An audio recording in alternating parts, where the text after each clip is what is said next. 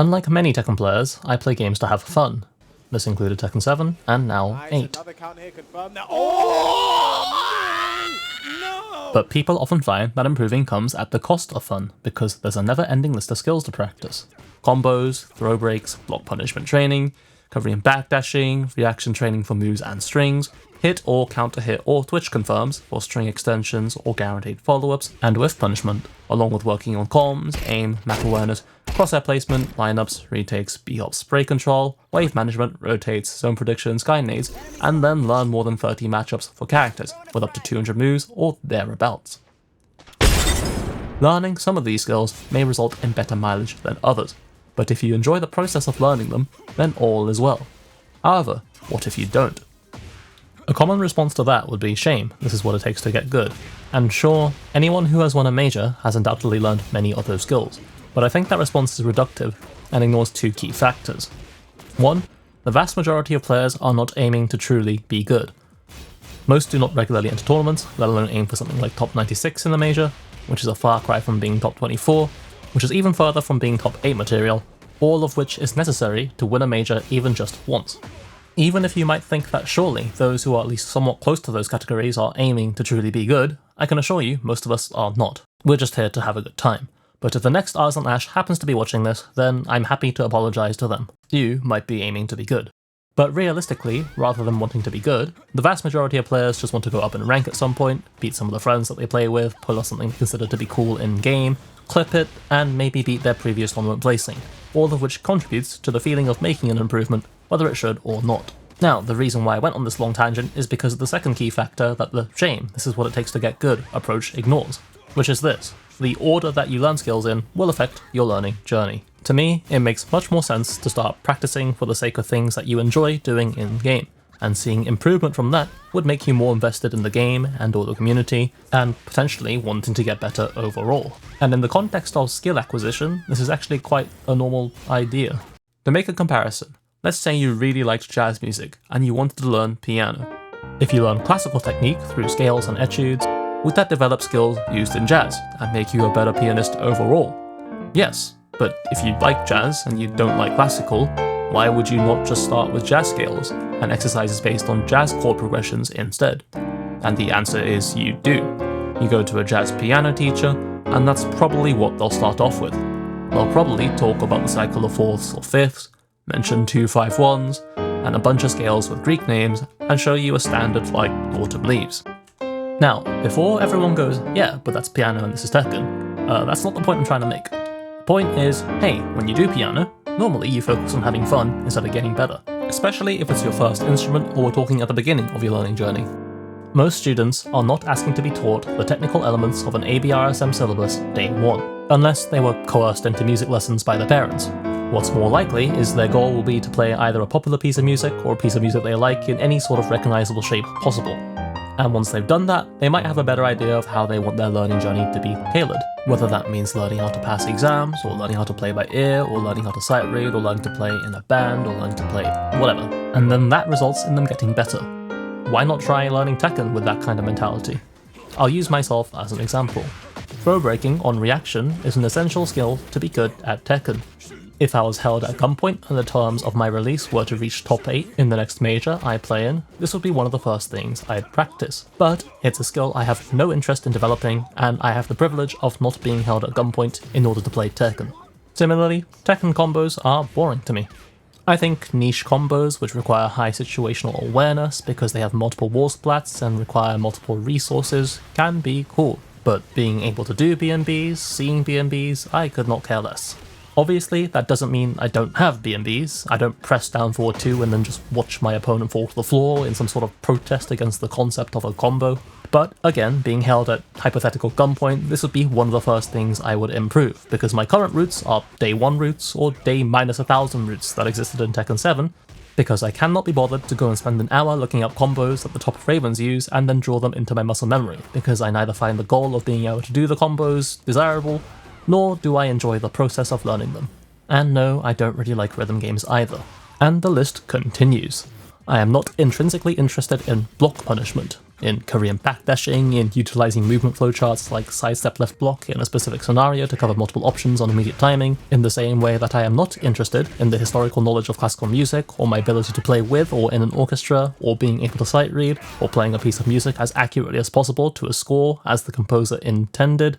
The prospect of gaining these skills makes me feel absolutely nothing. The utilization of these skills in and of themselves will give me precisely 0 nanomoles per liter of dopamine.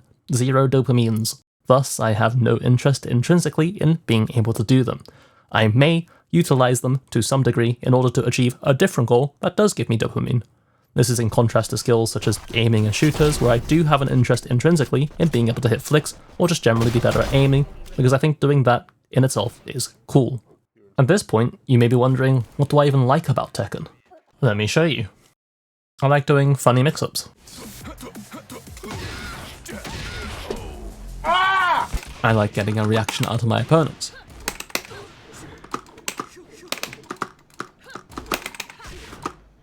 Oh my god! I got shit on. I like telling my opponents what I'm going to do. I don't think I'm going to combo breaker. I'm going low, not the mind game, bro. Before then doing it. I rage arted. Too slow. And I like getting a reaction out of the crowd and the commentators. Oh, the while standing 2 counter hit. You love to see it. And look, even if this does not kill, right? Downstairs. The fact is you got momentum. Yeah. And this is good now. This is good for Dan Bridges. Look. That was so cheap. Did you see that? And I like making comebacks. Oh, no, please kill him. No, are you serious, dude? Oh, what HP? Oh my god. That is a non-exhaustive list of things that have previously happened in Tekken that have given me dopamine hits. And those moments are what I play the game for. There's a lot of different things going on in these moments, but there are similarities. Common factor 1, I am eliciting a strong emotional response. Whether that be annoyance, anger, uncertainty, anxiety, hatred, or enjoyment, basically I want my opponent to feel something. And most of the time I want that feeling to be depression because that makes it more fun. When I watch high level gameplay, I don't think, I wish I could play as well as them. I think, I wish I could drag these people down to my level. There's a reason my favourite Street Fighter set is Gandhi vs FSP, and my favourite Tekken set is Kaiser vs Farzin. Common factor 2 is that I'm playing against either generally known players or players who are known specifically to me. Getting to do the funny gameplay I like is great, but if I get to do it against professional players or friends or in tournaments or on streams, then that's even better. And that plays into factor 1, because the higher the stakes of the game, the likely you are to feel, well, feel. Now, the difficult part is common factor 3. In order to make my opponents feel what I want them to, it's usually necessary that I'm winning in some way. Not always, but if I win certain interactions or rounds, or preferably a game, then it's a lot easier to make them feel depressed. Especially if I win by partying around. To do that, I need people to stop hitting me. I need them to not attack me, so I can spin on the spot, teleport around the place, do empty mix-ups, and then hit them. Now, in Tekken 8, people are encouraged to press buttons, even in high elo. So a lot of people think my style is a product of Tekken 8's design. But actually, the opposite is true. It was a lot easier to do what I wanted to do in Tekken 7. This is because, generally, in Tekken 7, the higher the rank of your opponent, the happier they were to not press. Meaning, by the time I was TGP, or when I was playing other Tekken God Primes or Tekken God Omegas on secondaries, I could play like a psychopath quite easily. And Master Raven wasn't really a character you could just hold back against and punish. Meanwhile, in Tekken 8, generally speaking, I now need to earn space instead of it being given to me. That means I need to beat the options that my opponents are throwing up constantly in neutral, which means I actually need my defense to be much better, which requires learning matchups more than I ever did in Tekken 7. So now in Tekken God, or Tekken God Supreme, I get to play with the no-names that I want to play Tekken with, and to play them whilst getting to enjoy the game, I need to counter their options so I can earn some space, and I therefore now have justification to actually learn about other characters for the first time ever.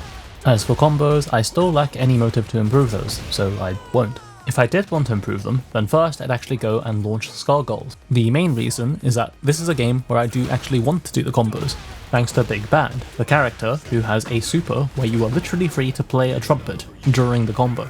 And learning how to do combos in a game like Skullgulls is going to give me skills like developing the flexibility to change combo routes on the fly by increasing my situational awareness and reducing the load that doing combos takes on my mental stack during the game, So if I were then to return to Tekken, I'd have the skills to make learning my optimal combos easy. Or put another way, it'll make me better at learning how to learn combos and do them in a game whilst minimizing the effort it takes. And because doing it in Skullgirls is a lot harder than doing it in Tekken, it'll trivialize learning how to do it in Tekken.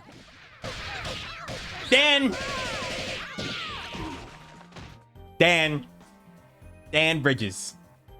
Thank you for that. You know, that's how I'm built. It's how I'm built, you know? It's just how it works. What's that Echo quote? Doubt me. I love that. Yeah. Doubt me, bro. Doubt me some more, Dan Bridges. So let's roll things back a little.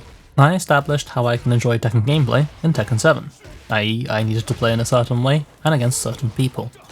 I therefore gravitated towards playing in this certain way, meaning I naturally developed only the skills that were relevant to playing in that certain way, but that also improved my overall performance, which led to ranking up. Now I can play against the certain people by just going into ranked. I also know that playing in that certain way needs to be adjusted to accommodate Tekken 8 design. In order to make these adjustments, I need to understand matchups better. Therefore, if I want to continue increasing the amount of fun I have from playing Tekken, I need to lab a little, and that should be enough motivation to do it. But if it isn't, then what? If you're considering doing things that you don't want to do, such as doing practice drills, then you have 4 options. 1. You change the way you think about it, so you do actually enjoy it. So let's be specific, using this particular punishment training as a case study. If I tell myself that the goal of this drill is to pull off this sidestep, into back throw, into floor break, into combo as a punish on a Lily player doing back turn 3-4, then that goal is actually quite disconnected from the task, right? The goal itself is very understandable, because pulling off that punish would be sick, especially in ranked or tournament. It looks sick, it's unexpected, and it's pretty optimal too, because your normal back turn punish will be this instead. But the issue is that pulling off that punish in game relies on a bunch of factors that are unrelated to what goes on when you practice doing it in the lab. I can't choose the opponent's character, I can't choose the stage, and I can't make them do back turn 3-4. I can't ensure the connection will be good enough, and I can't ensure I'll be good enough to pull it off whilst actually playing the game. I can, at best, influence a minority of these factors. Most notably, I can punish single back turn 3, if they do them, to encourage the extension, and I can practice this in the lab enough times so that it reduces my load on my stack in game. But that's it. Instead, if I could practice for the sake of pulling this off in the lab, even if it's just once, or then twice in a row, or 10 times in 1 minute, then that would be a much more tangible goal. Then there's option 2, changing how you practice the skill, which is what I consider half the point of using Kovaaks or aim labs, any aim trainer, or any study in music or vocab training language games to be.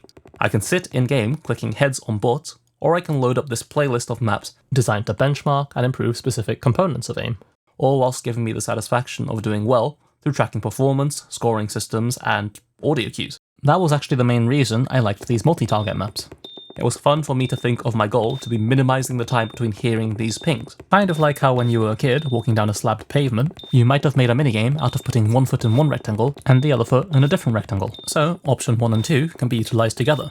Instead of practicing aim by spraying a target in the firing range for the sake of one-clipping people in rank, which, just like the Lily back turn 3-4 example, is a surprisingly distant goal actually, because whether I one-clip someone or not, even in an isolated 1v1, is going to depend on variables such as visual clutter, my ability to take into account the available cover, depends on the guns I have, it will depend on macro decision making in terms of how I choose to start the fight, or how I choose to react to being shot, and everything related to me doubled, because it also depends on my opponent's guns, their movement, how they respond to my opening burst, many other things than just the individual parts of aim that Kovaaks trains. Instead, I enjoyed practicing these maps for the sake of doing well in the maps themselves, the same way I could practice learning how to learn combos in Tekken by going to Skullgirls practice mode first, motivated by the desire to pull off various big band combos in the practice mode. Option 3 would be to slog through the tasks that I don't want to do, which I would never do for the sake of a hobby, because it would then not be a hobby. So option 3, not really an option. Option 4 is to not do the task at all.